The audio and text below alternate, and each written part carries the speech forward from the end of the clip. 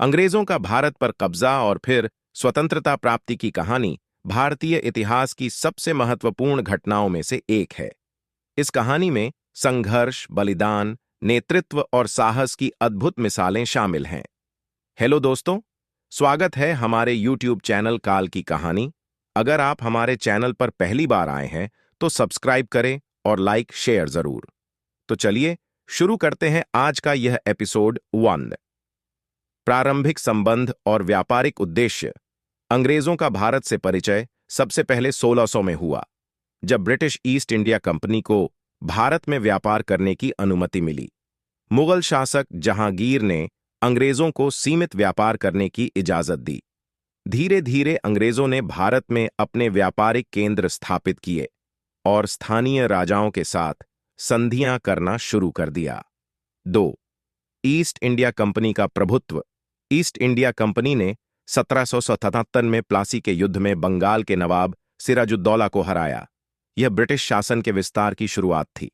इसके बाद 1764 में बक्सर का युद्ध हुआ, जिसमें कंपनी ने बंगाल, बिहार और उड़ीसा के राजस्व पर अधिकार कर लिया। कंपनी ने धीरे धीरे भारत के कई हिस्सों में अपना नियंत्रण बढ़ाया और भारतीय रजवाड़ों को एक एक कर हराया। 3. राजनीतिक हस्तक्षेप और आर्थिक शोषण।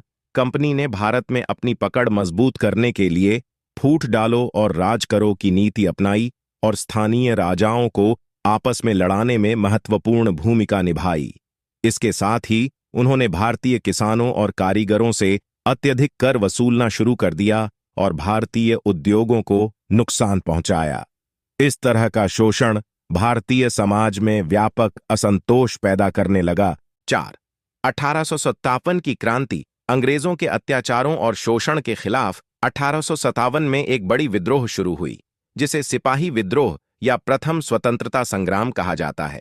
इस विद्रोह की शुरुआत मेरठ में हुई और धीरे धीरे यह पूरे भारत में फैल गया। रानी लक्ष्मीबाई, तात्या टोपे, नाना साहेब, बहादुर शाह जफर जैसे महान स्वतंत्रता सेनानियों ने इस क्रांति का नेतृत्व किया। हालांकि यह क्रांति सफल नहीं हो पाई, लेकिन इसने भारतीय स्वतंत्रता संग्राम की नींव रख दी। 5. ब्रिटिश राज का आधिकारिक आरंभ।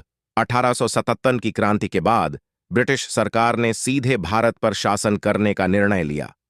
1888 में ब्रिटिश संसद ने भारत को ब्रिटिश साम्राज्य का हिस्सा घोषित कर दिया और इस तरह ब्रिटिश राज्य की शुरुआत हुई। इसके बाद भारतीयों पर दमन और बढ़ गया, लेकिन साथ ही भारतीय राष्ट्रीयता का विकास भी होने लगा। 6.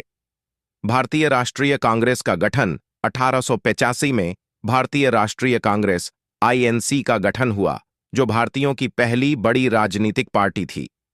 शुरुआती दिनों में कांग्रेस सुधारों की मांग कर रही थी, लेकिन धीरे धीरे उसने ब्रिटिश साम्राज्य से पूर्ण स्वतंत्रता का लक्ष्य तय किया। महात्मा गांधी और असहयोग आंदोलन। 1915 में महात्मा गांधी दक्षिण अफ्रीका से भारत लौटे और उन्होंने सत्याग्रह का विचार प्रस्तुत किया। 1919 में जलियांवाला बाग हत्याकांड के बाद उन्होंने असहयोग आंदोलन शुरू किया, जिसमें लाखों भारतीयों ने ब्रिटिश उत्पादों का बहिष्कार किया। गांधी जी का नेतृत्व स्वतंत्रता संग्राम में नई ऊर्जा लेकर आया। 8. 1920-1940 के दशक के आंदोलन। असहयोग आंदोलन के बाद सविनय अवज्ञा आंदोलन 1930 और भारत छोड़ो आंदोलन 1942 ने स्वतंत्रता संग्राम को और मजबूत किया। इन आंदोलनों में सभी वर्गों के भारतीयों ने भाग लिया। सुभाष चंद्र बोस ने आजाद हिंद फौज की स्थापना की और अंग्रेजों के खिलाफ सशस्त्र संघर्ष का प्रयास किया। 9. द्वितीय विश्व युद्ध और भारतीय स्वतंत्रता। द्वितीय विश्व युद्ध के दौरान अंग्रेजों की स्थिति कमजोर हो गई। भारत में भी व्यापक असंतोष फैल गया था। अंग्रेजों ने भारतीय नेताओं के दबाव के कारण 1947 में भारत को स्वतंत्रता देने का निर्णय लिया। 15 अगस्त 1947 को भारत एक स्वतंत्र राष्ट्र बन गया। 10. स्वतंत्रता और विभाजन। स्वतंत्रता के साथ ही भारत का विभाजन हुआ और पाकिस्तान नामक नया राष्ट्र अस्तित्व में आया। विभाजन ने लाखों लोगों के विस्थापन और सांप्रदायिक हिंसा का दुखद अध्याय जोड़ा, लेकिन इसके बाद भी भारतीयों ने अपने राष्ट्र के विकास की राह पर आगे बढ़ने का संकल्प लिया।